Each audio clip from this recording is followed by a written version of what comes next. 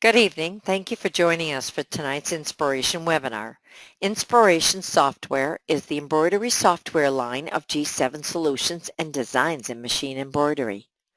Our Inspiration Software line includes My Block Piecer, My Quilt Embellisher, My Quilt Planner, Word Art and Stitches, Stitch Snapshots, Perfect Embroidery Pro, and Perfect Stitch Viewer.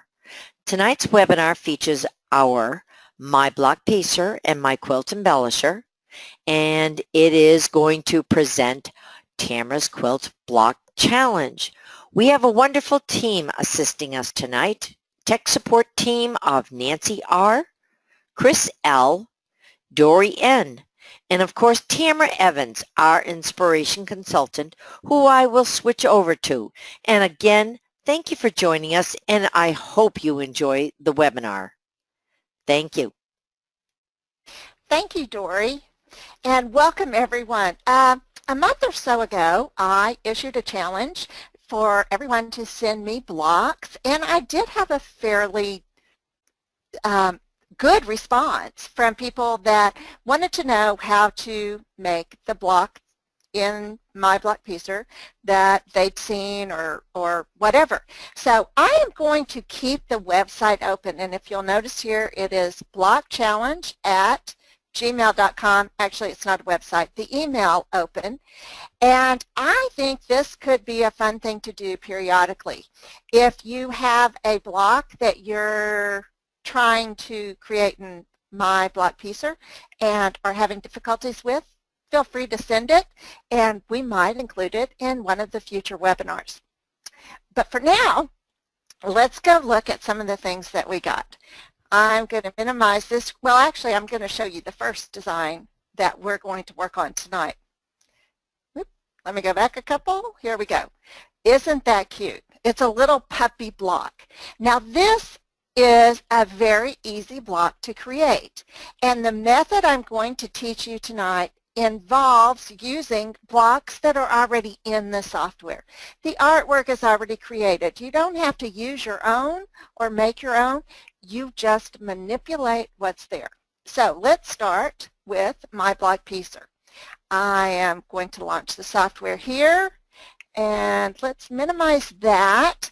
But what I do want to have up is a, hang on one second, because I want to be able to see this block in Block Challenge. There we go. And click on that. Now, this is the way I do it when I'm working on it at home. I bring it up in my Windows Explorer, and I have my screen set so that I see the block over here on the right-hand side. Then I open My Block Piecer, and I make sure that it's not a full screen view, which I would get if I clicked here, but I can watch the block as I create it. So I have a go-by, a guide to what I'm going to create. So the first thing we're going to do before we open a file or do anything is go into our tools and select General Options. In General Options, if we go to our grid, we have the option to snap to grid. And I want that checked. I have a 1/2 inch grid set up, and I'm in inches, which I'll show you in a second how to do that. I live in the imperial world. I don't think in metric. If you do, by all means, make yours metric, and I'll show you how to do that in a second. But I like inches because that's the way I think, and I understand those measurements. So I will say OK to make that change happen. Then I will open up a new document. Okay, so a new file here. If you want to change between metric and inches, all you need to do is take your cursor up onto the ruler, right-click, and say metric. Then you're in metric. And if you'd rather be in inches, put it in inches. You are not limited to either one, and it's that easy to switch back and forth. And most of your measurements will reflect that. Not all of them. If you're in inches, most of them will reflect inches. So let's get started. Here's this cute little puppy dog. Now, the easiest way to do this is to go to my block library.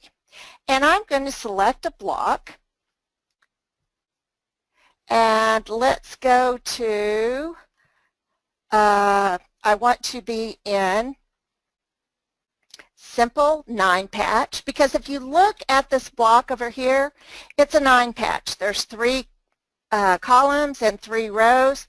It's a basic 9-patch. So if we go to 9-patch and expand on that, then I'm just going to go to simple 9-patch because I've already done the homework here, and select a block. And the first block I want to select is called eccentric star.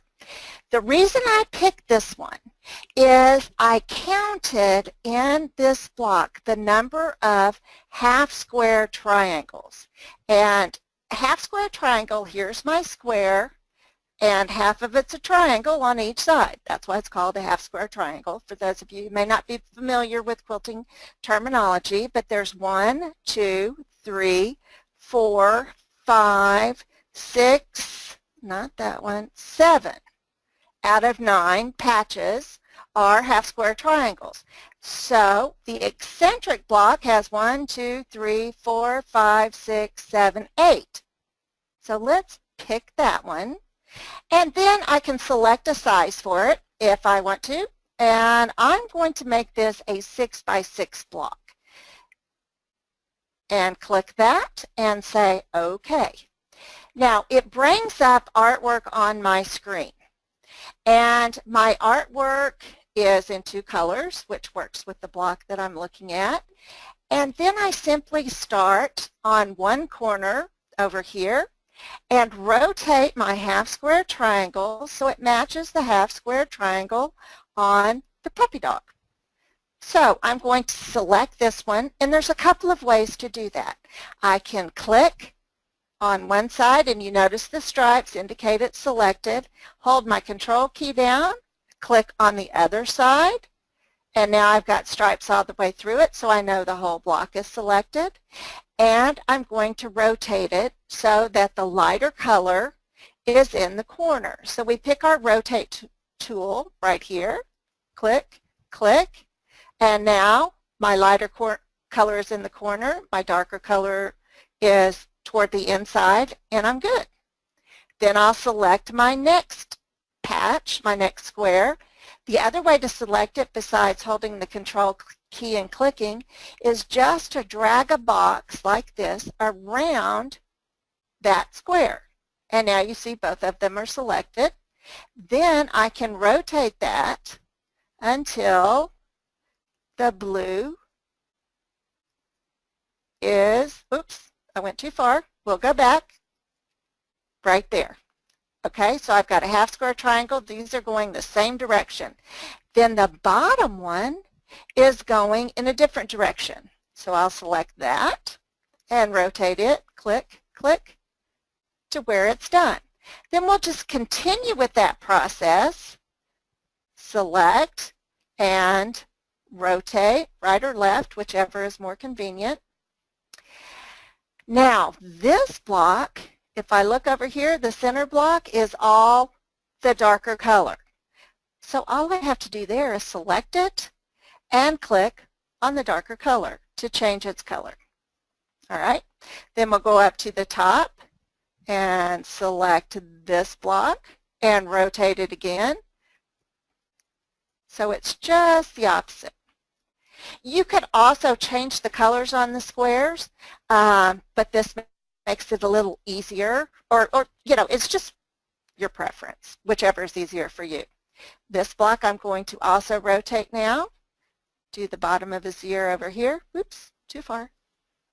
Back up. Then we'll select this patch and rotate it. And there you go. Now, all I have left is this one at the top. And you see over here, this is a solid block, a solid square. It's not a half-square triangle. That's okay. I'm going to select it and combine it using my combine tool. And if y'all have listened to any of my webinars, you know that combine is one of my most favorite tools. So click on Combine. It makes it all one color, and now it's a solid square. And there you go. I have my little puppy dog all set up. I could change the colors to match the patches. I could audition fabric, and we'll do that later if we have time. But one thing I do want to show you that is a new feature of the software.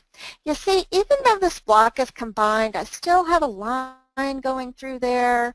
I've got a black outline around all of my patches. I want to get rid of that. So I just select the whole block. I can do it by dragging a box around it. I can just do a Control-A to select all, whatever your preference is. And it brings us up to our artwork properties. In our artwork properties, and if you haven't done your update since May, you need to do it now, your artwork properties, it just used to be fill or an outline. Ours is a fill because we brought in a block from our block library. And the opacity, or the amount of opaqueness, whether you can see through it or not, it's 100%, so you can't see through it. And the stroke width, this is the outline that we're seeing around our patches. If you change that to 0 and uncheck pixels and apply, now when we look at our block, we just see the artwork without an outline around it. And I kind of like that better, especially if I'm trying to match something up or whatever. Now, let's take that. We'll select the entire block. We will go to the Workflow tool, and then click on Auto Build, and let's see what happens. And sure enough, it resorted my block, or arranged it in 3 different units, which is typical for a 9 patch. I'm going to go ahead and sort the numbers at this point because I like them to be in numerical order in the way that they are stitched. So let's click Sort Numbers. And no, we haven't run the cutter tool yet, so we can change them at this point. And now I can look at it and go piece 1 to 2 to 3 to 4 to 5, then 6 to 7, 8, 9, and 10, then 11, 12, 13, 14, 15, 16. Okay, let's do a preview. Here is my first hooping. You notice I have 2 designs. The first hooping stitches the 3 columns. The second hooping puts those 3 rows together. And you can choose as to whether you want to hoop again and put them together or just stitch them with your sewing machine. Entirely up to you. But you have the option to do the entire thing in the hoop. And at this point we would save it and select it to be puppy, whatever, so we have our complete file, which you can see in an earlier webinar. So that's one way to do the puppy. Let me show you a different method that's very similar. Let's open up a new file. And I want to go to a simple, select Simple 9 patch again. It brings me back up to where I was. But this time, I'm going to use this double X. And before we had 7 half square triangles. In this one we have 1, 2, 3, 4, 5, 6. Okay, so I don't have as many as I need, which sometimes you will run into. And I'll show you how to overcome that obstacle. So we're going to select the double X. Click OK. And you notice I didn't resize that. I could do that right now if I want to, or I could have done it when I selected it from the grid, from the block library. I'm going to go ahead and change this to 6 inches because that's how big I want my block to be, and apply that. And now, so you can do it before or after, it matters not. Now it's just a matter of changing our blocks. So let's do this again. I could take and rotate the whole thing 45 degrees. I'm sorry, actually 90 degrees. And now this block up here is a full square. This is a full square. The only one that's not a half square triangle that needs to be is this patch right down here. So let's start from here and we'll just go across. I'm going to select this block and rotate it, bump, bump, with my rotate tool so that the center stays the same place, they're all aligned, everything works out just fine. Then my next block is already exactly how it needs to be. And if I come down to the side, this block here is where it needs to be. Then we'll go back across. I'm kind of working a little bit differently this time. And I select the center block. That needs to be all blue. So I just come down here to the bottom, right-click, and change that to the dark color, the blue. Then I'm going to come across to this patch right here, and it needs to rotate to the right 2 clicks. And now I'm almost there. The only thing that I'm missing is this bottom triangle. So I'm just going to click that, and I can right-click, and delete it. Then take one of my half square triangles, and this is the way I like to move things, especially if I want them aligned perfectly. I am going to right-click, copy that, right-click, paste it, and then use Control-Shift and my arrows on my keyboard to move it down. Control-Shift makes bigger movements. Okay, so I move that down. Now, if I zoom in a little bit, I know it's aligned over here because this was aligned and that's aligned. And I can just use my Control key and the arrow keys to do a small movement to get it back in line where it's supposed to be. Then simply select that patch and rotate it twice, and there you go. We have our little puppy dog.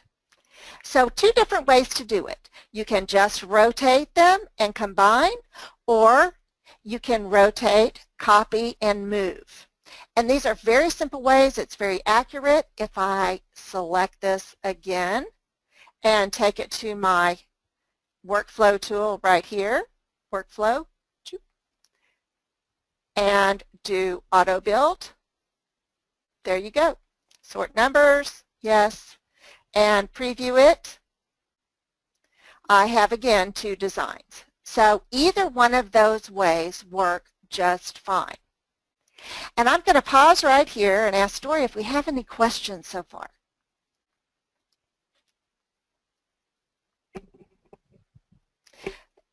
I think I'll take that as a no. No, we don't. We don't. The only one, we did get one question. And that one question is, this is really interesting, because I never thought about this. You can put that puppy dog picture on the side. Yeah. So that you can, because you can't bring it in as a backdrop. I mean, you could bring it in as a backdrop, but let me show you what happens. When we bring in a block from our library, and I show the backdrop, let me get rid of this. Here's my backdrop. It's the block I originally brought in at the size I brought it in at. And if I bring this puppy up as a backdrop and then bring a block in, he's going to be overwritten by the block I bring in. So that's why I made my screen smaller and put him on the side, so I could still look at him. You could also print it if you want to, or, you know, burn it into your mind and, you know, memorize exactly how everyone turns. But I really need a go-by, you know, something to show me exactly which way I want to turn each. I like your trick of putting it on the side. Thanks. All right. Any other questions? Nope. Okay, let's move on to the next one. Each one of these gets a little bit more difficult, but none of them are hard. So the next one, we'll open up a new page. And I also want to come over here and show you our new block. This is actually 1/4 of a hunter star block. It could be the block, it could be 1/4 of it, but when they all get put together, and I'll show you that in a few minutes, it will work. And we had this question a long time ago, I think on in the forum, probably on how to make it. So here's what we're going to do. We put that over here so I can see it. Then I go back into my block piecer, and let's find a block that'll work for that. And some of this takes a little bit of, pardon the pun, hunting. You know, hunter star hunting. Thank you. So we'll go into our block catalog because the artwork is already done for us. We don't have to create it from scratch. They all match up. We know they work. So it makes it a little bit easier. So in this one, I'm going to go to, it's not a simple 9 patch. I wrote down the name, but I forgot to write down what directory it's in. So here's all I have to do is type in spinning. It's spinning star number 2. But if I just type in spinning, I think I'll get to it and then do my down arrow. That's spinning star number 1. There's spinning star number 2. So let's select that one. Again, I'm going to determine the size, and you can make it whatever you want to, and click OK. Now, the reason I picked this block is because you see in the hunter star, I've got a diagonal line straight through that block. And then I have this, to me, these 2 patches right here look a lot like this red patch. That would be 2 half-square triangles, kind of, in a block. So I thought this one would be appropriate. Now, we're going to play with this and change the colors to make our block. So I'm going to start in the upper left-hand corner and click on this peach color and hold my control key down, click on the other peach color, and change their color to red. Oops, sorry, I did a right click instead, or a left click instead of a right click. Change their color to, yes, I right click on the red, it changes it to red, and then I combine them because I want that to be one patch. All right. Then I'm going to take the 2 opposite these 2 patches. Just hold the control key down while you click on it, and let's change those to a pink. And I'm going to add a pink color here to match the block. Let's do this color. And you can play around with it. I'm going to change them to that color and combine them. Now, I could combine them and then change them. It really doesn't matter the order in which you choose to do that. It just matters that you do both things. All right. Now, let's move on down to the opposite corner and do the same thing.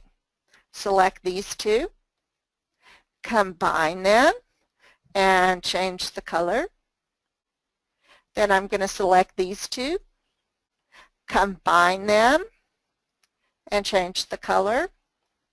Okay, so now I've got my red and kind of a lighter pinkish red, and my red and a lighter pinkish red. Then I want to work on the center here, where we have these 2 patches. So if I take this, and this is going the wrong way. So if I click on these 2 with my control key held down and I rotate that block, and I do the same on this side, hold my control key down and rotate. I'm almost there. Then if I do the same here and rotate, well, I've got that side. Ooh, I need to rotate this one again, which it just takes playing with it until you get the result you're looking for. And there you go. I'm only looking at the center section here. So I've got this pink that's made up of 3 half-square triangles in my block. So I'm taking those and we'll make them, a lighter pink. Let's do I'm going to change color number 4 to a lighter pink. I'll do that one and say OK. And change the color and combine them. So now I've combined 3 patches for that one. Take these 3 patches and let's create a new color that's even lighter. And of course, you know, it'll depend on the block that you're trying to mimic as to what shades you use. I'm just trying to make it look like the other block. And we will combine them and right-click to change the color.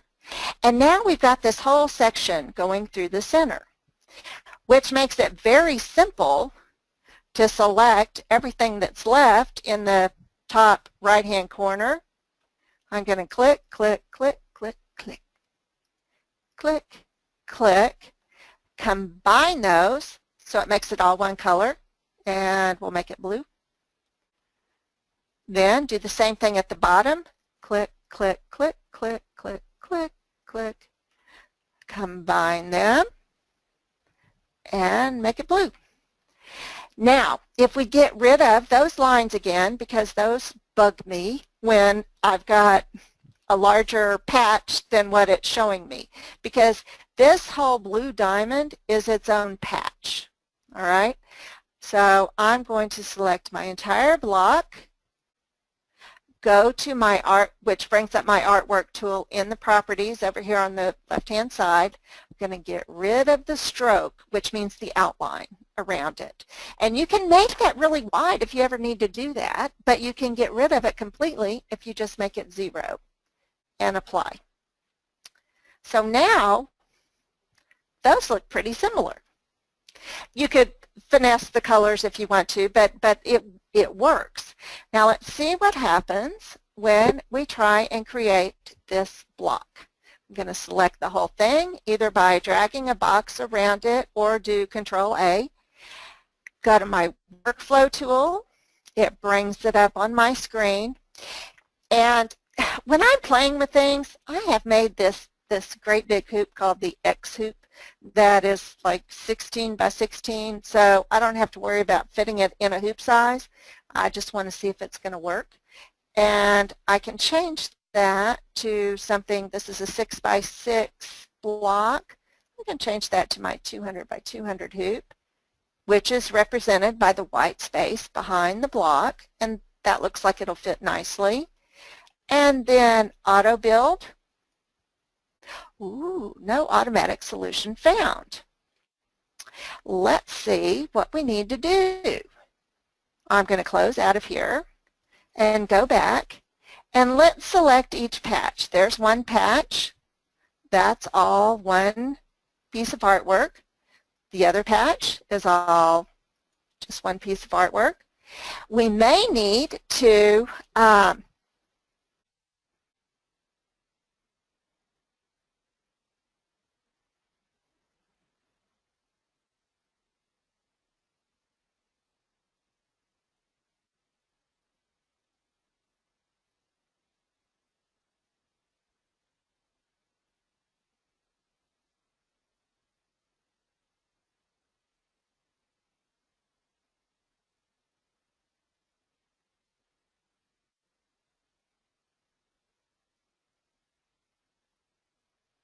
Tamara, you have gone radio silence on the rest of us.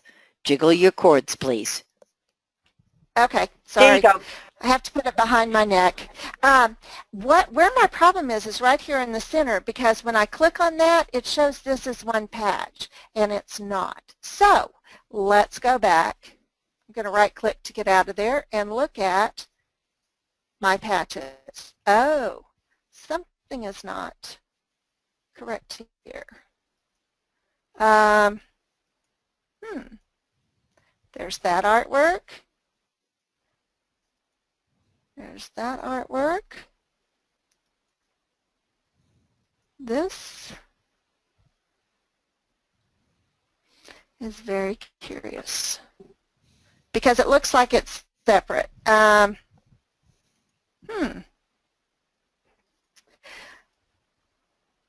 me break that up and I'm going to select this one and break it apart. And let's go back and take each patch and combine them. And each patch here, I'm holding down my control key while I select them and combine them. And I'm going to do a control A to select all, and then go to my workflow tool.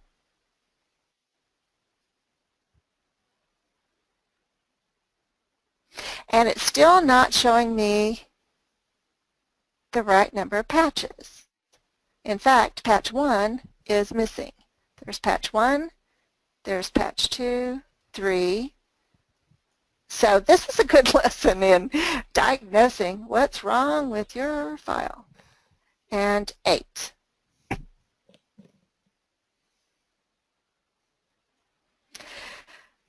Okay. And I'm still not sure. Dory, if you have any suggestions, I am open.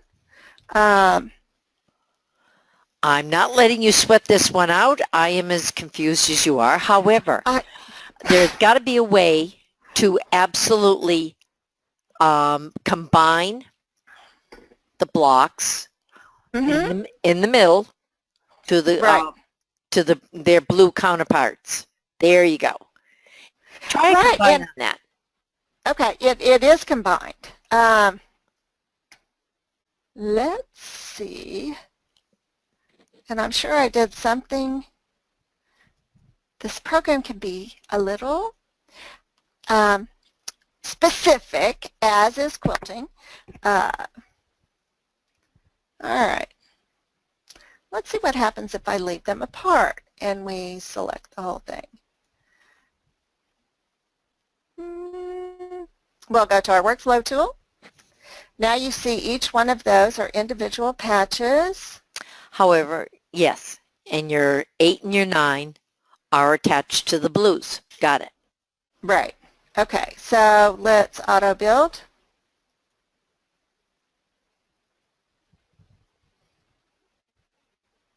Okay, I am going to come up with a solution for this. And it may not be while we are online tonight, but we will figure it out. Combine those. Let me check this one.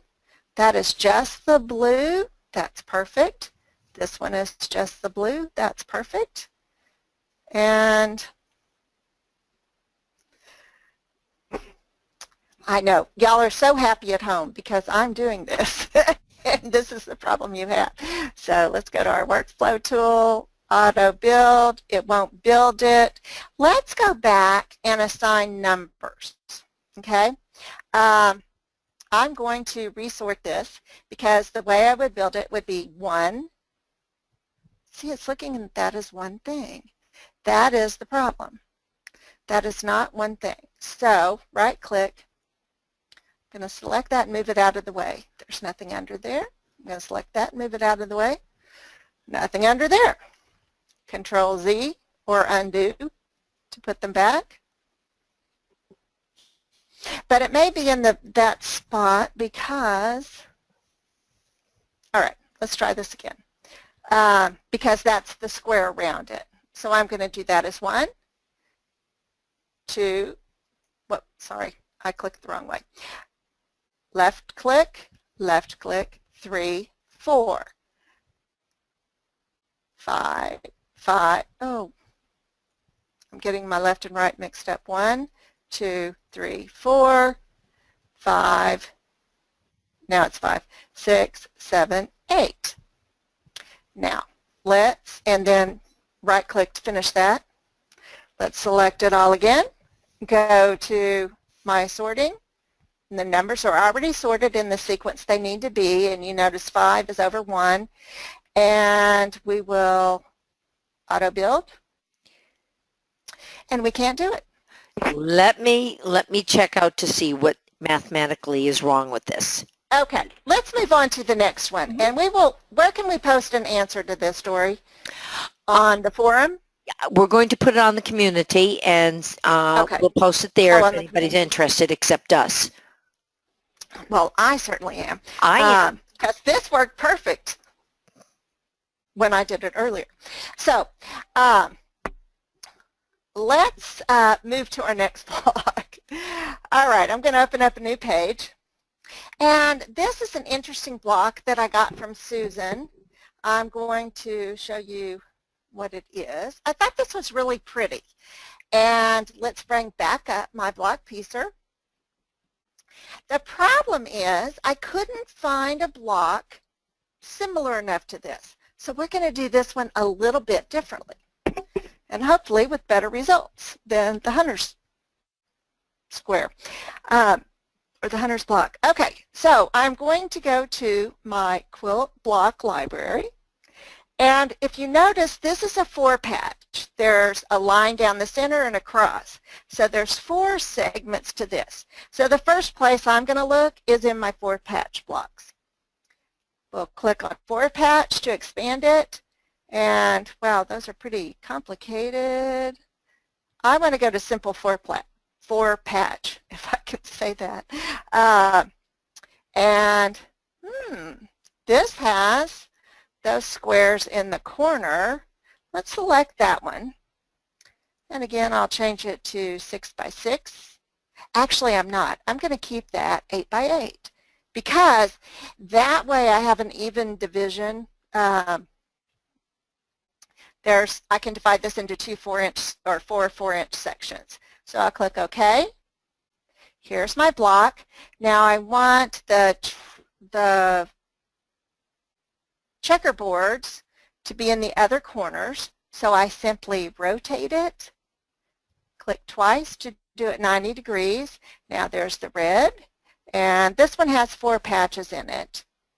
So I'm going to, this one's perfect right now. This one in this corner, I need to rotate 90 degrees. So I'll click it twice, because each time I click rotate right or rotate left, it rotates at 45 degrees. Now, that is perfect. If I pick the colors, we'll make it look just like the other block. I'm going to change that to black. We'll just make our blue color a, not pine needle, black chrome. Okay, and change that to black. So now I have, oops, come back here. So now I have 2 blacks and 2 reds going in the right direction in each corner. But these are half square triangles. And this is kind of half of a snowball block. It's a square with 2 half square triangles in opposite corners. So I'm just going to delete these. Boing. Click delete on my keyboard, or click, right click, and click delete, either way. Now, here's something that you may not have known you could do. We can open up another block in here, and this time I'm going to pick the exquisite block because it looks in these 2 corners just like my go by block. So I'll select it. I want it to be the same size as my existing block on my design page, which is 8 by 8, and click OK. Now, I'm just going to move it over here out of the way. And actually, the smart thing to do, let me undo that. Because I have snap to grid on, it did snap to the grid over here, but I'm going to undo and do Control-Shift with my arrow key on my keyboard and move it out of the way. Just like that. So I know it's lined up perfectly with that block. Then select this quarter of it, do Control-Shift, use my arrow keys, and scooch it back over. And in Texas, scooch is a word. And scoot in. Let's see how close I am. I think I'm kind of right on there because I've got snap to grid on. That looks good. And then actually I can take this block right here, select it, Control-Shift, use my arrow keys to move it into place. And to do fine maneuvering, because I'm a little bit off, I just use my control key. Control Shift makes it take big steps. Control takes little steps. And to where it's lined up with my grid. And there you go. But the colors are all wrong. So let's change the colors. I need black here and here. I'm holding my control key while I select those individual patches and change them to black. And then I just need to, actually I don't have to change my color there. I can leave it because it's the same color, or I could change that if I want to right here by right-clicking on my color palette at the bottom. Oh, it's the wrong color palette I selected. If I click on 12 and change it to a white or eggshell, then our block looks just the same as that. Now, at this point, I still have, if I zoom out, these other two patches left, and I'm just going to delete them. Right-click, delete. So now I've combined two different blocks into one. I brought them in at the same size and used my control keys to move it to the side, then select the pieces I want to scoot in so that they all line up perfectly. And one way that you can check that is to zoom in. And you see there's very little space between it. I think that's probably close enough, but let's try to create this block and see. So I'm going to go to select it all, go to my workflow tool. Ooh, but this is very large. This is an 8-inch block, and I was using my 8-inch by 8-inch hoop, which isn't quite big enough. So let's go to a bigger hoop. I'm just going to go down to my X hoop and then auto build. And it worked. Yes, that was a sigh of relief. And let's look at our preview. And we have 3 designs that this will make. The first design makes each of the diagonal corners, the top left and the bottom right.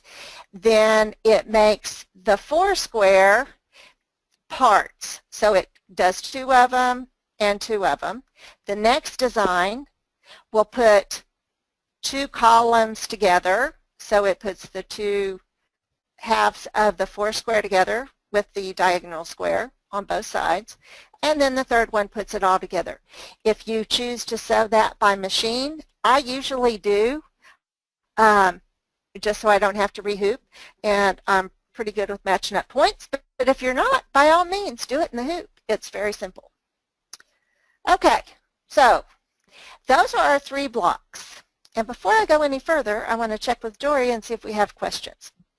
Haha, I unmuted myself quickly. Yes, you did. Yes, thank you. No, there are no questions other than we are still working with a 1/4 inch around each block. Am I correct? Oh, absolutely. When I go to cut these out, in Block Piecer, what you see is the finished block. All right? When I go to, and that's the only, just what I love about my Block Piecer, that is the only size I need to know. You notice on some of these, now this one is a finished block size, but if you look at the puppy dog, there's an extra 1/4 inch seam allowance on him. And he's kind of on an angle, and but the finished size is what we're looking at. So it's without the 1/4 inch seam allowance. But here's the beauty of my Block Piecer.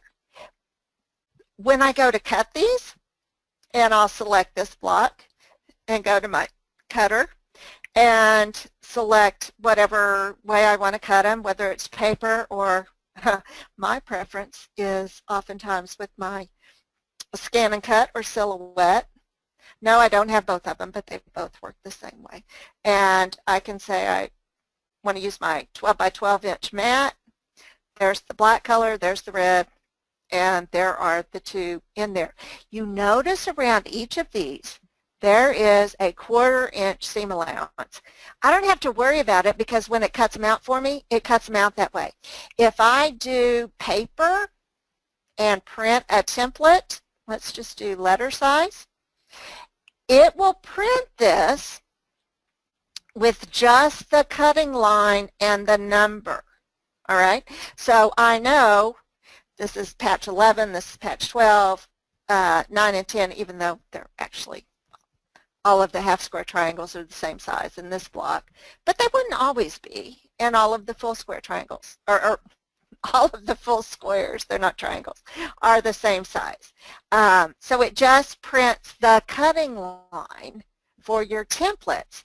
So when I save this, I'll save it as a PDF because I selected paper, and we'll say it's my, I call this railroad cross block, and it will save it as a PDF, and I can print out those designs. So here's one page, and here's the next one, and by the numbers on the patches, I know which color it is. If I had put fabric in there, it would show the fabric as well in the file. And then I know what colors to cut those out, and that is the cutting line. And of course, if you've watched any of the webinars, you'll know if you prefer, you can lay down fabric and trim it as you go. So it just depends on the block. If I'm doing a scrappy block, I don't pre-cut them. If I'm doing a precision block with fabric and I have a limited amount of fabric, I may pre-cut it. If I'm doing, and I may do it with a template and my rotary cutter if it's a square or triangle, but if it's got more sides than 4, I will probably cut it out with my digital cutter, like a scan and cut or a silhouette. Okay. Does that answer the question? It most certainly did. Thank you very much. You're welcome. Okay. Whoops. That's not where I want to be. Now, here's the other thing I want to show you that is a new feature in the software. I can take this block right here that I just created and do a file, save as, and I'll give it a name. Let's call it railroad cross, and I don't want to save it in a format for my sewing machine. I want to save it to my block library because I spent time creating this. I want to put it in my library, so I'm going to save it as a BLK, and from there, and here's your path, and I believe this is noted in the update somewhere. Is that correct? Or on? Yes, it is. Okay, so I want to go to, oops, oh, it takes me right to where I want to be, actually, because I'm in Program Data, G7 Solutions, My Block Piecer, Library, Quilt Blocks, and I made my own section in there called Tamara for my blocks. And then I click Save, and it saves it there for me. Super. So I know. So now all I have to do is open my Quilt Embellisher and you've seen me do that before. You open the file. Well, we'll do Quilt Embellisher real quick. Here's Quilt Embellisher. Before you get going, we do have a quickie question. Okay. Thanks for showing us, our friend Christy said, thanks for showing us how to use 2 blocks to make a new block. Is there a limited amount of blocks that can be combined? I haven't found it. No, I haven't either. I doubt it. You just want to get rid of the excess. But Christy, here's what happens. When you do that, let me get rid of this and turn on my backdrop, and this is the original block, you know, or the second block that I merged in. Don't count on your background in there because you only get 1 background per block. So I didn't use it, and you don't need it. But no, really, there's not a limit. I would recommend that you check size, you know, use the same size if you're using the same scale, and I may change my mind on that at a later date. just if I want to do things in a different scale, you could certainly do that. Very good question. Okay, so I was going to open up my quilt embellisher, which is in my apps under Inspiration Series, my quilt embellisher, and it's coming up as quickly as it wants to. With a brand new screen. I know, brand new screen. Okay, so here we go. And then I'm going to open a new, I'm going to close that because I'm online, and open up a new page. Go to my block library and look here. Oh, it's not there. I saved it. Oh, let me right click and refresh. That's interesting because it was in, let's go to Perfect Embroidery Pro, and here I've got a new screen open. And this is for all of you who have Perfect Embroidery Pro as well. And we will also figure out what the problem was with Quilt Embellisher. But if I go in and go into open a block, I can bring up a block. Here you go, Tamara, Railroad Cross, 4-patch, say OK. I think that was my mistake is why it didn't show up. I saved it as a different format. This is the block format, but now it's a C2S file. And for those of you who have PEP and have never tried this before, and we'll address this in some later webinars, you have access to all of the other software right here on the far right-hand side of your screen. So here's Quilt Embellisher. I can select Quilt Embellisher. If I click on the block, it will bring up the block library, but if I click on the arrow underneath, then I can say, oh, I want to go to embellishments, I want to do whatever. If I select, let's select the white color right here, and if I click on Quilt Embellisher, then I could change that to a texture. And let's do this texture and say OK, and there you go. I can use all of the features of that in Perfect Embroidery Pro. So I don't have to save a file and reopen it. I have access to all of those right here in Perfect Embroidery Pro. Questions on that? Nope, no questions on that. Apparently they followed. I know a lot of these ladies do have Perfect Embroidery Pro. Yes, and I get that a lot. So use the advantages of it because not only can you use those for a quilt block, but you could take those embellishments, the advanced, stippling, and use that for a motif fill. I want to do this again with the file because I think I know what I did wrong. File, save as, and I'm going to save this as a block file, which is what I didn't do. And I will save it as, we'll just call it try again, and save it under Tamara. Click Save. Now, let's go into my Quilt Embellisher, which we still have open. I will click my block and refresh, and it's still not there. Okay, well, we'll work on that. I'm not sure why it shows up in Perfect Embroidery Pro and not here, but we will make sure that that's handled. Any other questions or comments, Dory? Nope. Oh, yes. Oh, I want to show you one other thing. For you gals who have or have Perfect Embroidery Pro, here's something that I prefer to do in Perfect Embroidery Pro. Let me minimize this. Here's my, I'm in block piecer there. Here we go. Here's my block. What I want to do is look at a whole quilt.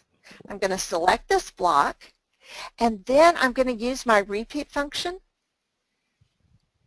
So I can set up exactly. Now I can do this in Quilt Embellisher and and Block Piecer, but I have to move each one individually. In here, with the repeat function, I can set up how many blocks I want across and how many blocks I want down, and I could flip everyone horizontally, now vertically takes it kind of back the way it was, and then apply that and say OK, and it will show me my whole block, which is how I created the block that was on the front, on the display screen when we first signed up. You first logged into the webinar.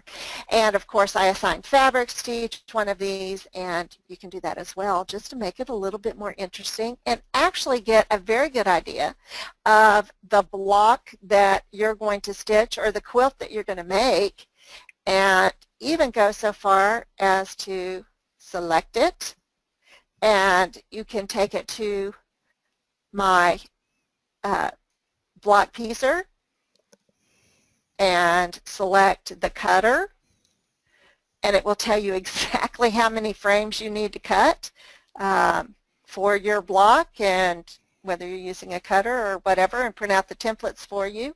You can also save this like I did, do File, Save as an image, and then bring it up as a backdrop in Quilt Planner to decorate it and all of that kind of thing. So we'll get into that a little bit more as we go on, but I look forward to doing more block challenges with you guys. Send me your blocks. Again, that is at, let me bring up my design, blockchallenge@gmail.com. I would prefer a JPEG. Some of you have sent videos, which is great, and beautiful quilts, and I can try and pull a JPEG from that, but it's a little bit more difficult. So if you send me a JPEG or a PNG file, take a photograph of it, save it from Pinterest, whatever you prefer to do, just send it to me, and it may appear on a later Block Challenge webinar. So thank you all for coming. And Dory, do you have anything to add? No, we did get quite a reaction from showing the repeat feature. Love it. They love it. I love that, yes. And there's a lot more features if you have both. And if you're interested in seeing that, let us know, because we don't know really how many of you, I know several of you do, but not everybody. If you want to see webinars that involve PEP with the quilting software, let us know and we'll make sure they get included in future webinars. Super. Thank you so much, Tamara. Appreciate it. Thank you, Dory. And look in the community to find answers to our issues tonight. Thank you very much for your time, and thank you, Dory. Have a good evening.